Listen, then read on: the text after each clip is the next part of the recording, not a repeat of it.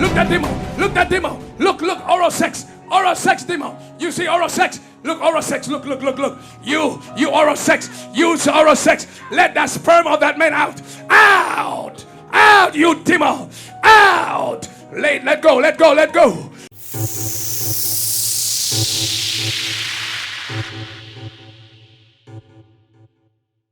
Demon in the private part. Watch what happens. Fire!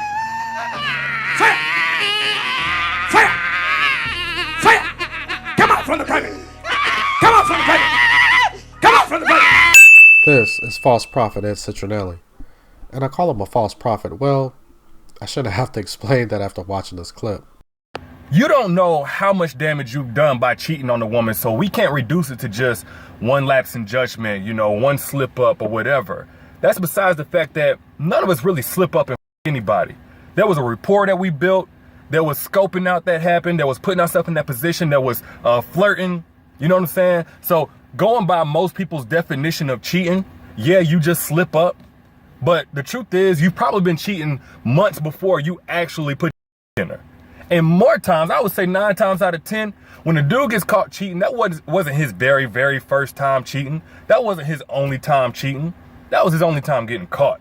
Let's be real. And this is Derek Jackson, YouTube celebrity dating coach who gives advice to women on how to deal with cheating toxic men, but ironically has ended up becoming a cheating toxic man himself, according to his own definition. But the truth is, and I'm saying it here now, is that Derek Jackson was involved with other women outside the marriage. And by involved, I want to be clear, I'm not talking about just casually kicking it, maybe a lunch or something like that. I'm talking about as serious as sex, to sexual flirtation and meeting up and that kind of thing. But we're not here to gossip about his scandal. We're actually here to address what Derek Jackson said in this clip. My issue is this. At that point, I had a beef with God.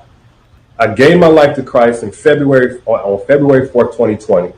Matter of fact, some of y'all that follow my Twitter may have seen me a couple of weeks ago talking about how I just hit my 1 year mark. I gave my life to Christ and my whole life fell apart. My marriage fell apart. At this point, I'm not seeing my kids. I'm helping people best I can, but that's not giving me fulfillment. I got money. I got this, that, and the other. And I really honestly just went to a place of effort. Just screw it. I don't care no more. I don't care about being a good man because look where it's got me. I don't care about serving God because look where it's got me. I find it interesting that he blames God for his failed marriage after, quote, giving his life to Christ, end quote, as I mentioned in a previous video. But what does this have to do with Ed Citronelli? What do they have in common?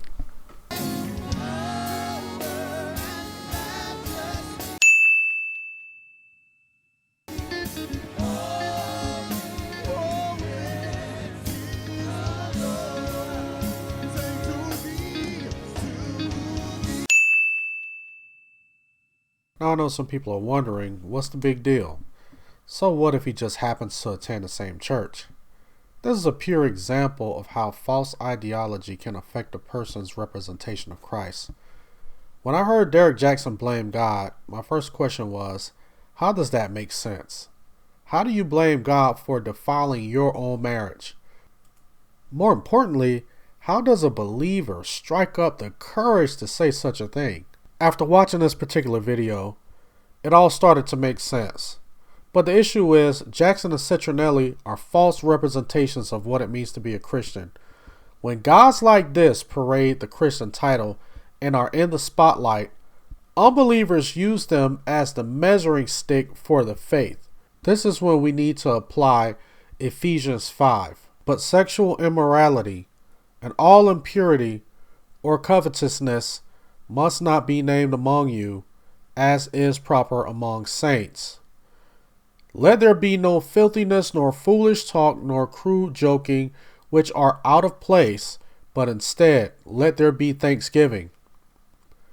For you may be sure of this, that everyone who is sexually immoral or impure, or is covetous, that is, an idolater, has no inheritance in the kingdom of Christ and God.